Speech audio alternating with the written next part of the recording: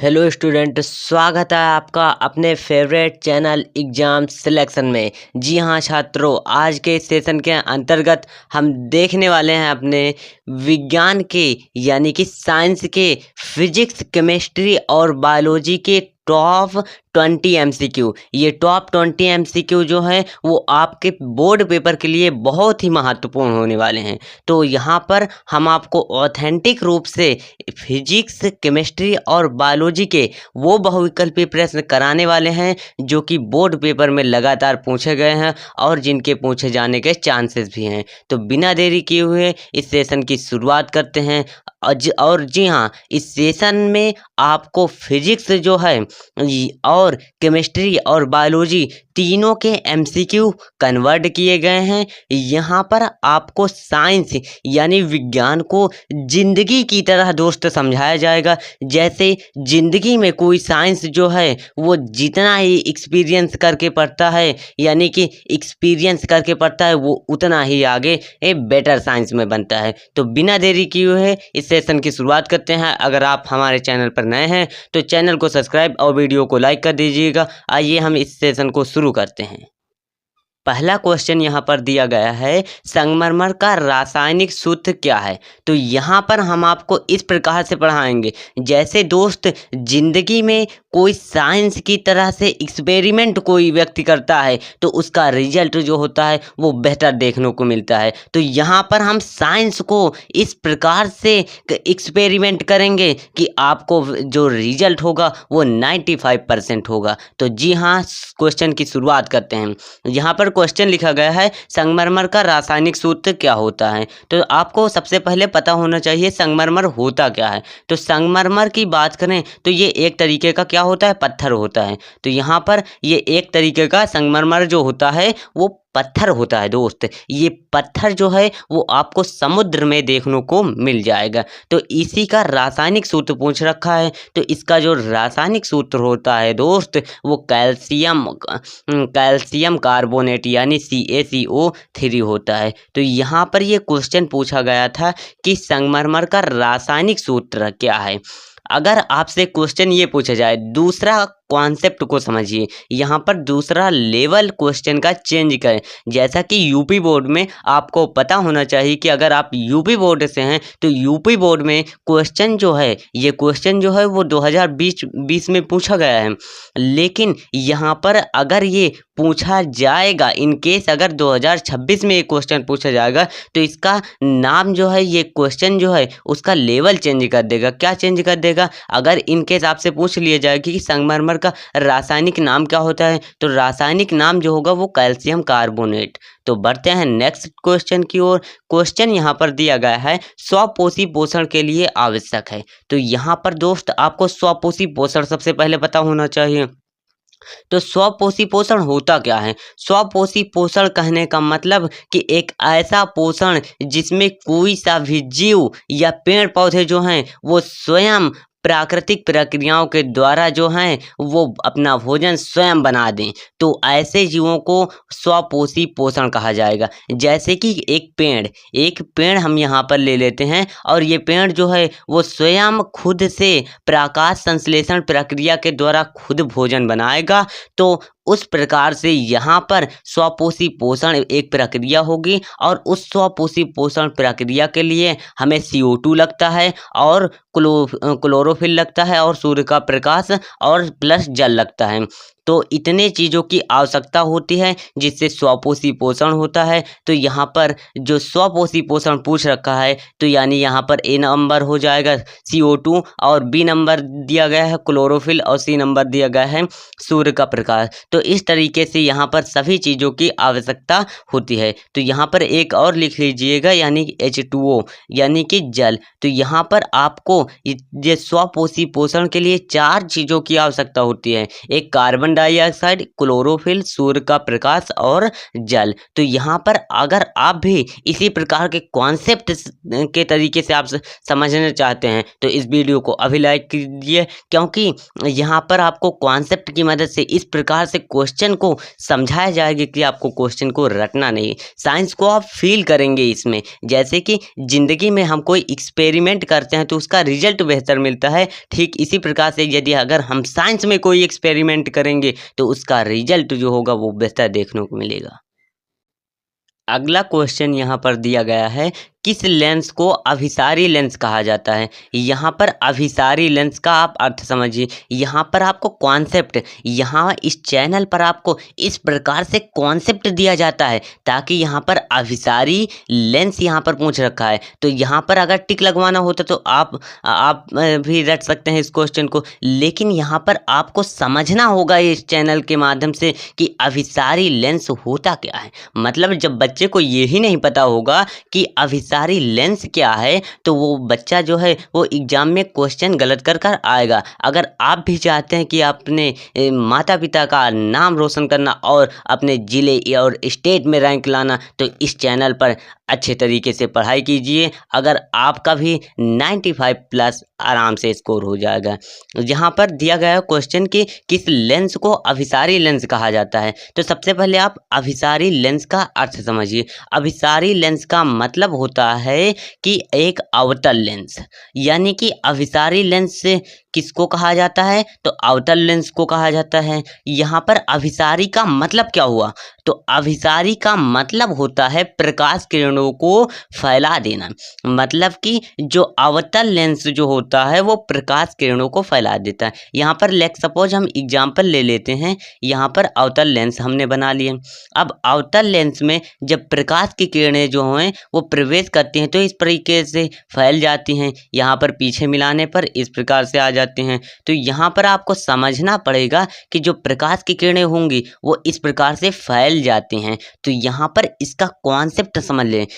यहाँ पर आपको कॉन्सेप्ट इस प्रकार से दिया जाएगा कि आपका कोई सा भी डाउट ना रहे। तो यहाँ से आपका क्लियर हो गया कि अभिसारी सर इसे कहा ही क्यों जाता है। तो अभिसारी इसलिए कहा जाता है क्योंकि यहाँ पर जो प्रकाश की किरणें होती हैं वो जब अवतल लेंस से गुजरती हैं तो वो प्रकाश की किरणें जो होती हैं वो फैल जाती हैं, इसलिए इस लेंस को अभिसारी लेंस कहा जाता है। यहाँ पर बहुत टीचर जो होते हैं वो सीधा राइट आंसर बी नंबर कह के चले जाते हैं। मतलब कि यहाँ पर आपको टिक लगवा दिया जाता है कि जो अवतल लेंस होगा इसका राइट आंसर हो जाएगा। मतलब बच्चा पढ़े या ना पढ़े इससे कोई मतलब ही नहीं कि अभिसारी लेंस क्या होता है। तो अभिसारी लेंस यहाँ पर पूछ रखा है तो अभिसारी लेंस जो होगा वो अवतल लेंस हो जाएगा। नेक्स्ट क्वेश्चन की ओर बढ़ते हैं। ये क्वेश्चन इतना इम्पोर्टेंट है कि ये जो 2024 के जो मॉडल पेपर बना था उसमें भी था और जो 7 पेपर बने थे उसमें भी था। मतलब कि ये क्वेश्चन जो है वो ट्रेंडिंग है और 2026 में आने के बहुत ही चांसेस हैं। क्या क्वेश्चन दिया गया है, क्वेश्चन कह रहा है कि आलू चिप्स की थैली में कौन सी गैस भरी रहती है। यहाँ पर आप सबसे पहले इसका कॉन्सेप्ट समझिए। यहाँ पर कॉन्सेप्ट ये कहता है, यहाँ पर आप इस प्रकार से समझिए। यहाँ पर आलू की चिप्स कैसे, तो यहाँ पर आलू की चिप्स आप मार्केट में लेते होंगे तो यहाँ पर ये आलू की चिप्स की मैंने पैकेट बना ली। अब इस आलू की चिप्स के पैकेट में हम कौन सी गैस भरें, ऐसी कौन सी गैस हम भरें कि ये जो आलू की चिप्स है वो ख़राब ना हो। तो इसके लिए क्या किया जाता है बेटा कि ये जो आलू की चिप्स होती है उसको ना ख़राब होने के लिए हम इसमें गैस भर देते हैं। और कैसी गैस भरते हैं, तो वो गैस का नाम है नाइट्रोजन गैस। अच्छा, अब आपके माइंड में ये क्वेश्चन आ रहा होगा कि सर यहाँ पर नाइट्रोजन गैस ही क्यों भरी जाती है। तो नाइट्रोजन गैस इसलिए भरी जाती है बेटा क्योंकि यहाँ पर क्या होता है, नाइट्रोजन गैस जो है वो एक प्रकार की अक्रिय गैस है। अक्रिय का मतलब होता है कम क्रियाशील। तो कम क्रियाशील गैस होने के कारण यहाँ पर नाइट्रोजन गैस को ही भरा जाता है। तो आपका कॉन्सेप्ट यहाँ से क्लियर हो गया।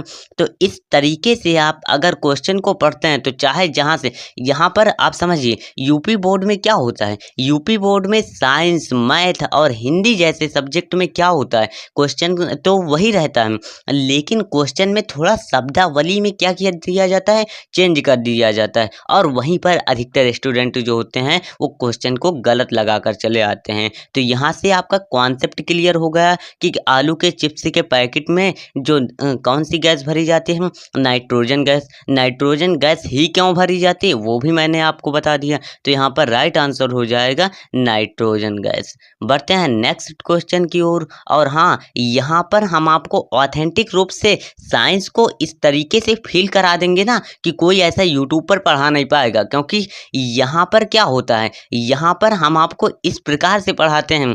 यहाँ पर क्वेश्चन का जो लेवल होता है वो हाई नहीं करते, क्योंकि यहाँ पर बच्चे की क्या गलती होती है, यहाँ पर बच्चा जो है वो सरल क्वेश्चन की ओर बढ़ता है, लेकिन यहाँ पर इस चैनल पर क्वेश्चन का जो लेवल है वो लो लिया जाता है और बच्चे को इस तरीके से समझा दिया जाता है कि क्वेश्चन जो है वो आसानी से सॉल्व हो जाता है। यहाँ पर ये क्वेश्चन दिया गया है क्लोरोफिल वर्णक का रंग है। तो सबसे पहले आपको यहाँ पर शब्दावली को ध्यान में रखना होगा कि क्लोरोफिल वर्णक क्या है। तो क्लोरोफिल वर्णक का दूसरा नाम होता है पर्णहरिम। तो पर्णहरिम आपको ध्यान में रखना है कि क्लोरोफिल वर्णक का दूसरा नाम जो है वो पर्णहरिम होता है। अच्छा, अब आप यहाँ पर समझिए कि पर्णहरिम जो होता है वो होता कहाँ पर है। तो पर्णहरिम जो होता है वो पत्तियों में होता है। किसकी पत्ती में होता है? हरी पत्तियों में होता है। बस आपको सभी पत्तियों में होता है। तो क्लोरोफिल जो होता है वो हरी पत्तियों में पाया जाता है।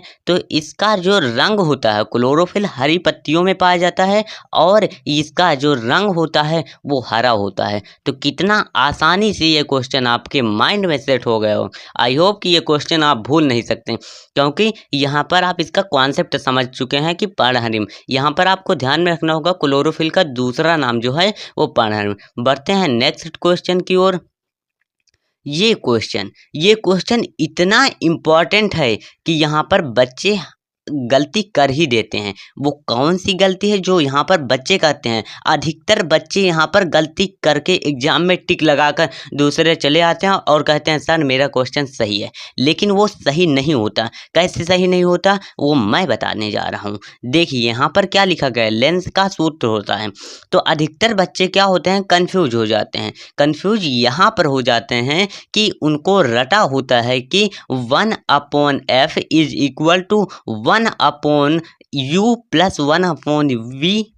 तो ये चीज़ आप अपने माइंड से बिल्कुल हटा दीजिए, क्योंकि हम जो हैं वो ऑथेंटिक रूप से इस प्रकार से पढ़ाते हैं कि कोई ऐसा टीचर इस प्रकार से नहीं पढ़ाता, क्योंकि वहाँ पर टीचर्स क्या होते हैं, रटा देते हैं क्वेश्चन को। यहाँ पर आप इस क्वेश्चन को समझिए, लेंस का सूत्र। तो लेंस का सूत्र जो होता है वो इस प्रकार से लिखा जाएगा 1/f is equal to 1/u minus 1/। नहीं, ये क्वेश्चन को आप समझिए। ये क्वेश्चन जो है वो इम्पॉर्टेंट है आपके लिए। इम्पॉर्टेंट इसलिए है क्योंकि यहाँ पर ये क्वेश्चन जो मैंने लिखा ये गलत है। क्यों गलत है? मैंने यहाँ पर किस लिए गलत लिखा, ताकि आप जान सकें, आपको समझाना है हमें। तो यहाँ पर इसका जो राइट आंसर हो जाएगा, यहाँ पर आप 1/, इस तरीके से लिखा जाएगा राइट। तो 1/f is equal to 1/v minus 1/u। मतलब कि यहाँ पर आप क्या, यहाँ पर माइनस है तो आपको यहाँ पर माइनस 1/v के पश्चात ही लगाना होगा। तो इस प्रकार से आपको इस कॉन्सेप्ट को ध्यान में रखना होगा। अधिकतर बच्चे लेंस फॉर्मूले में यही गलती कर देते हैं, क्योंकि उनको ये पता नहीं होता ये आगे का पीछे, मतलब कि 1/v और 1/u में हेरा फेरी कर जाते हैं। मतलब आगे का पीछे कर दिया, पीछे का आगे कर दिया। तो इस प्रकार से बच्चे क्या कर देते हैं, गलत कर देते हैं। राइट आंसर हो जाएगा बी नंबर। नेक्स्ट क्वेश्चन की ओर बढ़ते हैं। ये क्वेश्चन इतना इम्पोर्टेंट है और इस क्वेश्चन से ज़्यादा इम्पोर्टेंट है इसका कॉन्सेप्ट, क्योंकि ये जो क्वेश्चन बनता है वो डायरेक्टली नहीं पूछा जाता। क्या डायरेक्टली नहीं पूछा जाता? इससे किस प्रकार से क्वेश्चन चेंज कर दिया जाता है। इससे इस प्रकार से यहाँ पर क्या कहा गया है कि पत्तियों में गैसों का आदान प्रदान कहाँ होता है। मतलब कि यहाँ पर हम कोई पत्ती बना लेते हैं, अब इस पत्ती में गैसों का आदान प्रदान जो होगा वो कहाँ पर होगा। तो तो पत्ती है, तो इस पत्ती में आपको पता होना चाहिए कि छोटे छोटे छिद्र पाए जाते हैं, और वो जो छोटे छोटे छिद्र होते हैं उन्हें कहा जाता है रंध्र। तो इस रंध्र के बारे में हम आते हैं।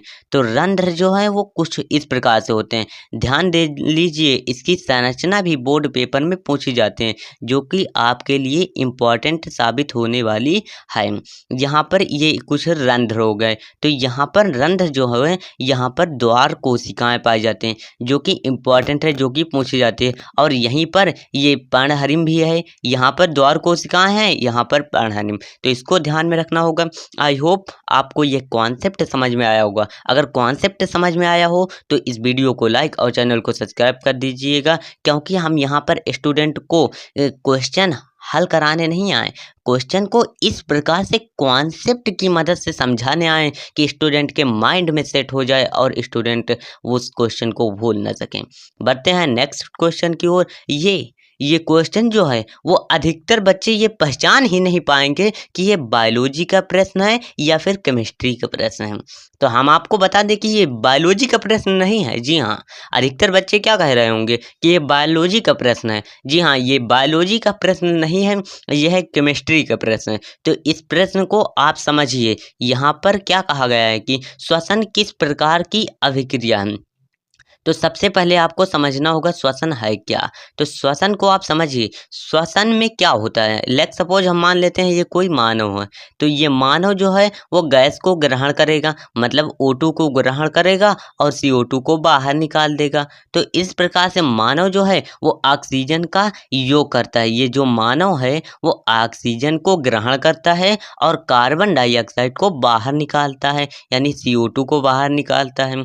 तो अब इसमें क्या क्या ऑप्शन दिया गया है कि ऊष्माक्षेपी। ऊष्माक्षेपी का मतलब हुआ कि एक ऐसी अभिक्रिया जिसमें ऊष्मा निकलती है। तो जी हाँ, इसमें तो ऊष्मा यानी कि CO2 निकलती है। क्या संयोजन हो जाएगी। संयोजन मतलब जुड़ना, दो अभिकारक मिलकर एकल उत्पाद बना दें तो उससे संयोजन कहा जाएगा। तो इसमें संयोजन तो हो नहीं रहा। अपचयन का मतलब होता है ऑक्सीजन का वियोग, तो ऑक्सीजन तो मानव में मिल रहा है तो उसका वियोग नहीं हो रहा। और ऊष्मा शोषी मतलब कि ऊष्मा की आवश्यकता होती है नहीं। तो यहाँ पर राइट आंसर हो जाएगा ऊष्माक्षेपी। यहाँ पर आप धाकड़ एक कॉन्सेप्ट को समझिएगा। यहाँ पर कॉन्सेप्ट क्या कहता है, अभी बच्चे क्या करते हैं कि यहाँ पर ऊष्माक्षेपी है, लेकिन अब आप कॉन्सेप्ट को समझिए। कॉन्सेप्ट ये कहता है कि CO2 को ग्रहण, आपने रासायनिक अभिक्रियाएं एवं समीकरण वाले चैप्टर में आपने पढ़ा होगा कि CO2 का योग जो होता है, जिसमें होता है यहाँ पर CO2 जो होता है वो मानव शरीर में जाता है, यानी CO2 जो है वो जुड़ता है। और जहाँ पर CO2 जुड़ता है वहाँ पर आपको पता होना चाहिए कि वहाँ पर जो अभिक्रिया होती है वो ऑक्सीकरण होती है। ऑक्सीडेशन या इसी ऑक्सीकरण का दूसरा नाम है उपचयन। तो आपको ध्यान में रखना होगा कि उपचयन भी अगर यहाँ पर ऑप्शन में होता, यहाँ पर ये जो क्वेश्चन पूछा जाता है ये ट्रेंडिंग क्वेश्चन है, जो कि लगभग हर वर्ष पूछा जाता है, लेकिन क्वेश्चन में लेवल में चेंज कर दिया जाता है। अभी यहाँ पर उपचयन होता तो दोनों ऑप्शन हो जाते। तो इस प्रकार से आपको ध्यान में रखना होगा उपचयन या ऊष्माक्षेपी। अब आप सोच रहे होंगे कि सर यदि दोनों ऑप्शन में आ गया, दोनों अगर ऑप्शन में आएगा तो A और B दोनों वाला, यानी कि दोनों ऑप्शन भी दिया जाएगा। बढ़ते हैं नेक्स्ट क्वेश्चन की ओर। ये क्वेश्चन जो है वो 2024 में पूछा गया है। 2000 यहाँ पर हम सन मेंशन नहीं करते क्योंकि टाइपिंग में बड़ा टाइम लगता है। तो यहाँ पर क्या लिखा गया है कि शुद्ध जल का pH मान होता है। तो सबसे पहले आप समझिए शुद्ध जल क्या है। शुद्ध जल यानी कि प्योर वाटर, यानी शुद्ध जल जो होता है उसका pH मान। यहाँ पर आप इस कॉन्सेप्ट को समझिए। यहाँ पर ये जो कॉन्सेप्ट मैं देने जा रहा हूँ पूरे यूट्यूब पर आपको कोई नहीं देने वाला। क्यों नहीं, क्योंकि यहाँ पर अधिकतर जो होते हैं वो अभी हम टिक लगा कर चले जाते हैं, अधिकतर टीचर। तो यहाँ पर आप समझिए कि शुद्ध जल का pH, तो सबसे पहले आपको पता होना चाहिए pH है क्या चीज़। तो हाइड्रोजन आयन के ऋणात्मक लघुगणक को pH कहा जाता है। ये भी जो है वो इसकी परिभाषा हो गई। तो यहाँ पर pH का अर्थ क्या होता है। पीएच का मतलब होता है पोटेंज ऑफ हाइड्रोजन, यानी हाइड्रोजन की पोटेंज यानी हाइड्रोजन की शक्ति। तो हाइड्रोजन की शक्ति जो है वो जल के लिए कितनी है, इसका अर्थ आप समझिए कि हाइड्रोजन की जो शक्ति है वो जल के लिए कितनी है। तो हाइड्रोजन की जो शक्ति है वो जल के लिए 7 है, मतलब कि जो शुद्ध जल होता है उसका पीएच मान जो होता है पोटेंज ऑफ हाइड्रोजन जो होता है वो 7 होता है। बढ़ते हैं नेक्स्ट क्वेश्चन की ओर। यहाँ पर ये क्वेश्चन जो है बहुत ही इम्पोर्टेंट है, बहुत इम्पोर्टेंट। और यहाँ से एक क्वेश्चन नहीं 2-4 क्वेश्चन बनते हैं, जहाँ पर मैं आपको 2-4 क्वेश्चन बनाकर भी दिखाऊंगा कि मछलियाँ किस अंग के द्वारा श्वसन करती हैं। तो मछलियाँ जो हैं वो किस अंग के द्वारा, अच्छा आप ये कमेंट बॉक्स में ये बताइएगा कि मानव किस प्रकार से किस अंग के द्वारा श्वसन करता है। तो मानव जो है वो लंग्स यानी फेफड़े के द्वारा श्वसन करता है। तो इसी प्रकार से मछलियाँ किस प्रकार से, यहाँ पर श्वसन में ऑप्शन हो जाएगा कि जो श्वसन क्रिया करता है फेफड़े से वो है मानव। तो मानव जो है वो श्वसन करता है फेफड़ों की सहायता से। और यहाँ पर पूछ रखा है कि मछलियाँ, तो मछलियाँ की बात करें कि यहाँ पर मैं मछली बना ही लेता हूँ। यहाँ पर कुछ इस प्रकार से मछलियाँ होती हैं। यहाँ पर मैं आपको अब ऑथेंटिक रूप से आप इसका समझिए, इसका कॉन्सेप्ट आपको समझाया जाएगा कि इसका बेसिक कॉन्सेप्ट क्या है। यहाँ पर मैं मछली बना लेता हूँ।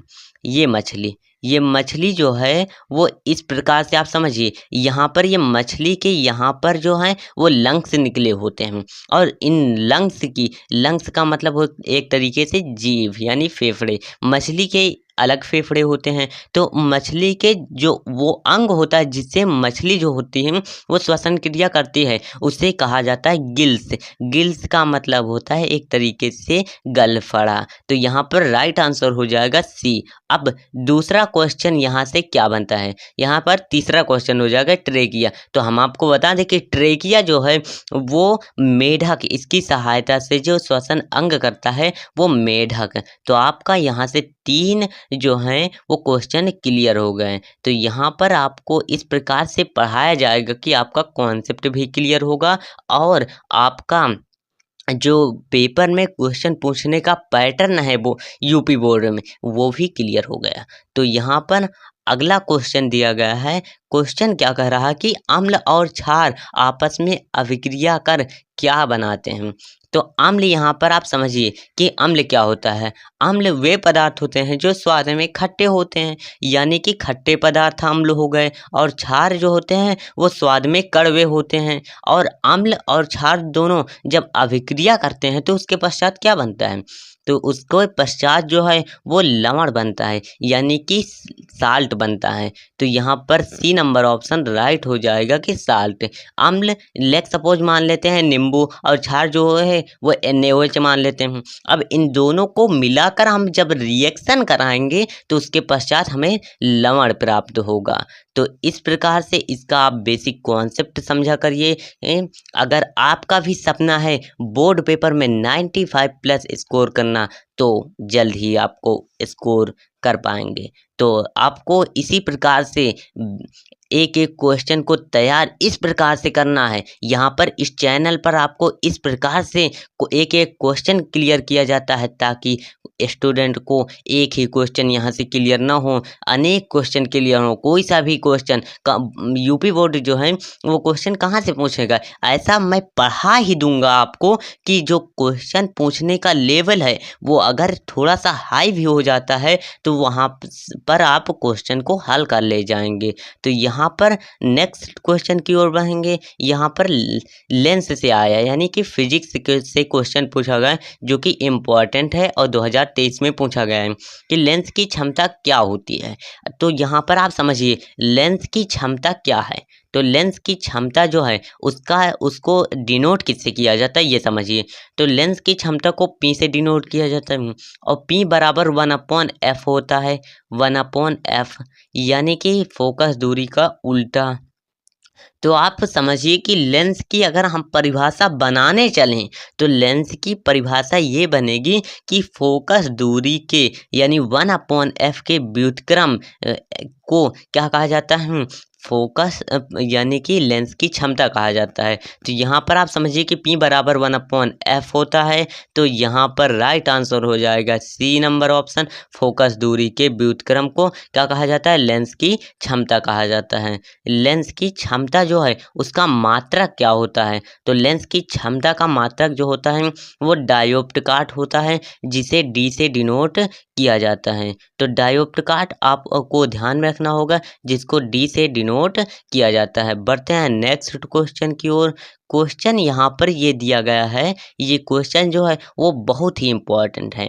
ये क्वेश्चन जो है वो आपकी बायोलॉजी से उठाया गया है, जो कि पहले अध्याय जैव पराक्रम से लिया गया है। तो यहाँ पर क्वेश्चन कह रहा, मनुष्य के आहार नाल में अवशेषी अंग है। तो यहाँ पर आप समझिए, मनुष्य का आहार नाल को आप समझ गए।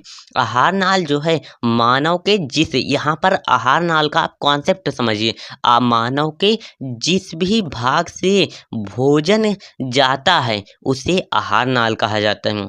तो मनुष्य के जैसे आमाशय हो गया, ग्रास नली हो गई, इन सभी से भोजन जो होता है उस पूरे शरीर में जाता है। तो यहाँ पर और आहार नाल में अवशेषी का मतलब होता है एक ऐसा अंग जिसका कोई काम नहीं होता। जी हाँ, मानव शरीर में एक ऐसा भी अंग पाया जाता है जो जिस अंग का मानव शरीर में कोई सा भी नहीं कार्य होता। मतलब कि मानव शरीर में वो अगर उसको हटा भी दिया जाए तो उसका कोई मतलब नहीं होगा, मतलब कि मानव जीवित रहेगा। तो ऐसा अंग जो है वो पाया जाता है, और जो कि कहाँ पाया जाता है इसकी स्थिति को भी आप जान लीजिएगा। छोटी आंत और बड़ी आंत जिस स्थान पर मिलती हैं उससे अवशेषी अंग वहीं पर पाया जाता है, जिसका मानव शरीर में कोई सा भी नहीं कार्य होता है, जिसे अपेंडिक्स कहा जाता है। तो राइट आंसर बी हो जाएगा।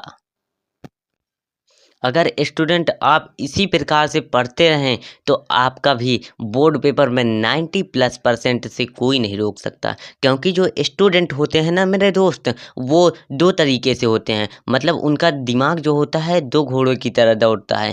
पहला जो है वो एक नेगेटिव सोच की ओर कि मैं 95 स्कोर नहीं कर सकता, और दूसरा जो है वो पॉजिटिव तरीके से। तो आपको पॉजिटिव माइंडसेट के साथ पढ़ाई करना है, ताकि अगर आप पॉजिटिव माइंडसेट के साथ इस चैनल से पढ़ते हैं तो आपका डिफिनेटली 95+% से रोक नहीं सकता कोई। तो यहाँ पर मैंने आपको क्वेश्चन जो होते हैं वो ख़त्म होते हैं। अब अगले आने वाले सेशन के अंतर्गत जो हैं वो हम नेक्स्ट टॉपिक को क्लियर करेंगे। और अगर दोस्त आपने 2026 में टॉपर बनने का सपना देखा है तो आपको कंसिस्टेंसी से इस प्रकार से पढ़ाई करना चाहिए। तो आपको टाइम टू टाइम पढ़ाई करना चाहिए, क्योंकि जो है वो जीवन का सबसे बड़ा गुरु जो होता है वो वक्त होता है मेरे दोस्त। क्योंकि जो वक्त सिखाता है वो कोई नहीं सिखा सकता। तो इसलिए आप इसी प्रकार से पढ़ते रहिए। यहाँ पर मैंने आपको कवर करा दिया फिजिक्स, केमिस्ट्री और बायोलॉजी के टॉप 20 MCQ। टॉप 20 MCQ से यहाँ से आपको जो 60 MCQ पक्का हो गए होंगे, क्योंकि यहाँ पर ऐसा कॉन्सेप्ट ही मैंने आपको डिलीवर किया था कि जो कॉन्सेप्ट है वो आपको ना केवल MCQ यानी बहुविकल्पी प्रश्नों को हल करने में लगाना है। यहाँ पर इन MCQ की सहायता से आप लॉन्ग से लॉन्ग क्वेश्चन कर सकते हैं, क्योंकि यहाँ पर आपका कॉन्सेप्ट जो है वो अधिक मजबूत हुआ। तो यहीं पर एंड करते हैं इस सेशन को। आशा है आपको ये क्लास पसंद लगी होगी। अगर पसंद लगी होगी तो इस वीडियो को लाइक और चैनल को सब्सक्राइब कर दीजिएगा, और इस चैनल को अधिक से अधिक लोगों तक शेयर कर दीजिएगा। जय हिंद, जय भारत। मिलते हैं अगले आने वाले सेशन